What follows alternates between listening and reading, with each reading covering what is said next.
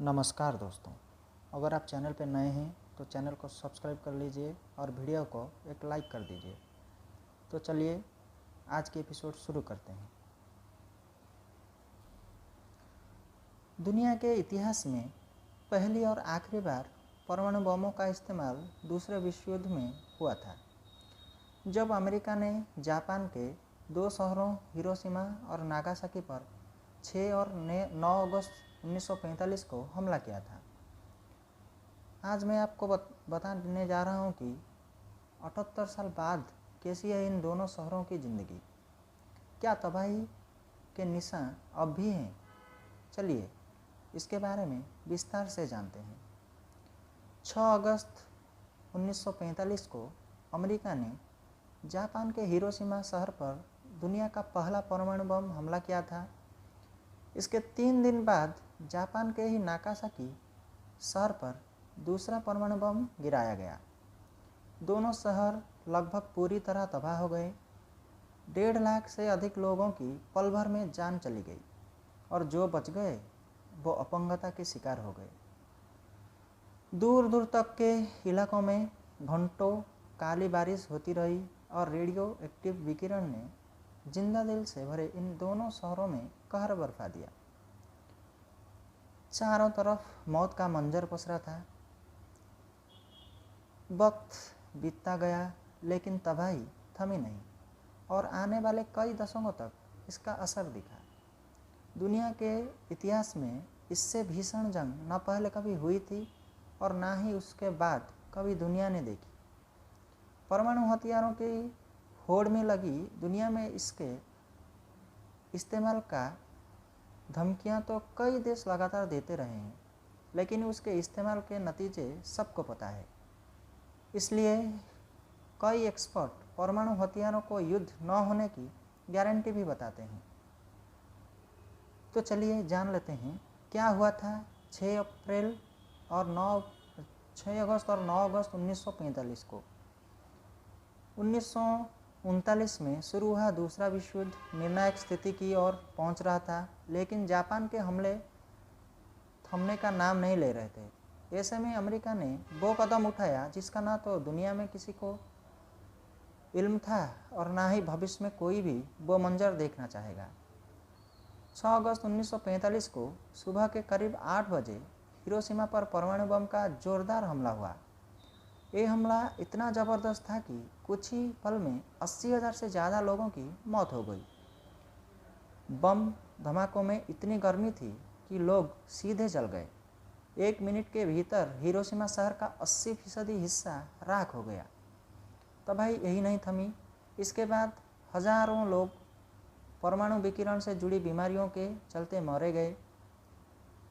एक अध्ययन से पता चला कि बम गिरने की जगह के 29 किलोमीटर क्षेत्र में काली बारिश हुई, जिससे मौतें बढ़ी और इस काली बारिश ने अपने संपर्क में आने वाली सभी चीज़ों को भी दूषित कर दिया।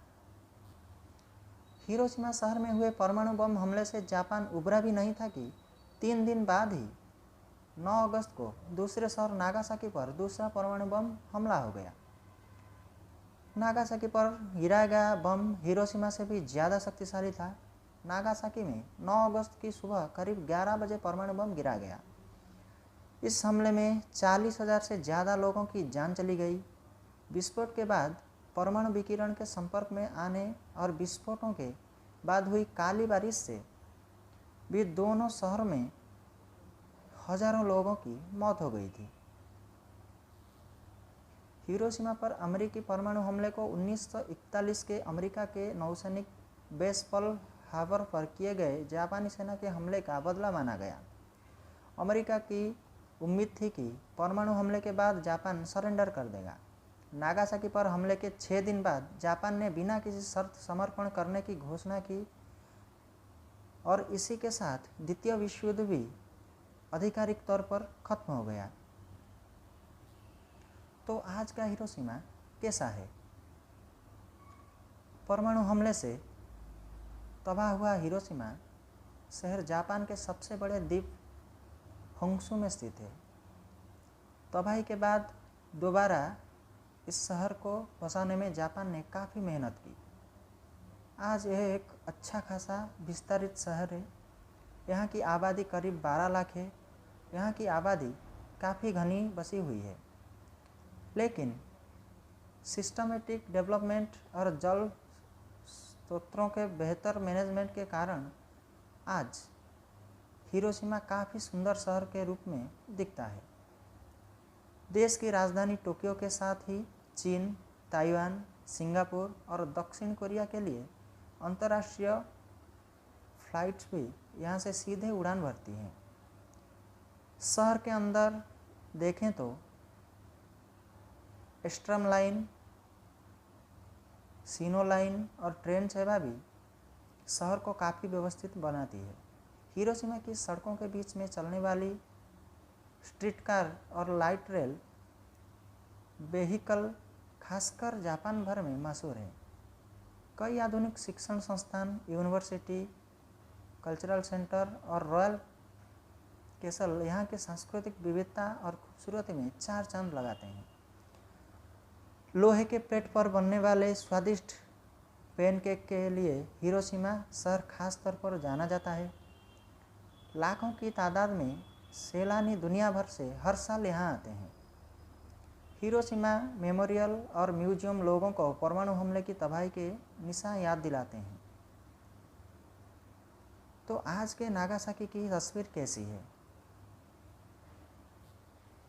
नागासाकी जापान के दक्षिण पश्चिम क्यूशू द्वीप में समुद्र के किनारे स्थित शहर है। ये शहर 405.9 वर्ग किलोमीटर इलाके में फैला हुआ है। यहाँ की आबादी 4,07,000 के करीब है। हाशिमा द्वीप, peace park, atomic bomb memorial यहाँ के प्रमुख टूरिस्ट केंद्र है। फरवरी से मार्च तक में होने वाला नागासाकी लेल्टन फेस्टिवल यहाँ का मुख्य सांस्कृतिक आयोजन है। सख्त ट्रैफिक रूल और सड़क के बीच चलने वाले स्ट्रम यहाँ की परिवहन व्यवस्था को सुविधाजनक बनाते हैं। आज नागासाकी एक पोर्ट सिटी के रूप में जाना जाता है। खासकर यहाँ की जहाज निर्माण इंडस्ट्री बड़ी संख्या में लोगों को रोजगार देने का साधना साबित हुई। समंदर के लंबे किनारों के कारण यह शहर एक खूबसूरत टूरिस्ट डेस्टिनेशन के रूप में भी विकसित हुआ है। अगस्त का महीना यहाँ सबसे गर्म रहता है। हालांकि सर्दी के मौसम में बर्फबारी भी आकर्षण का केंद्र रहते हैं। 2016 में यहाँ 17 सेंटीमीटर तक स्नोफॉल हुआ था। दुनिया क्या सबक ले सकती है इस परमाणु बम के हमले से? परमाणु बम हमले की मार झेल चुका जापान आज अपनी तकनीक और मेहनत की बदौलत दुनिया के सबसे विकसित देशों में है। लेकिन उसकी प्रतिज्ञा साफ है कि वह देश में परमाणु हथियारों का स्वामित्व, उत्पादन या अनुमति नहीं देगा। परमाणु तकनीक को वह केवल शांतिपूर्ण तरीके से ऊर्जा उत्पादन के लिए इस्तेमाल का समर्थन करता है। हालांकि दुनिया की आज की तस्वीर जापान जैसी नहीं है। दुनिया में परमाणु हथियारों की रेस तेज है।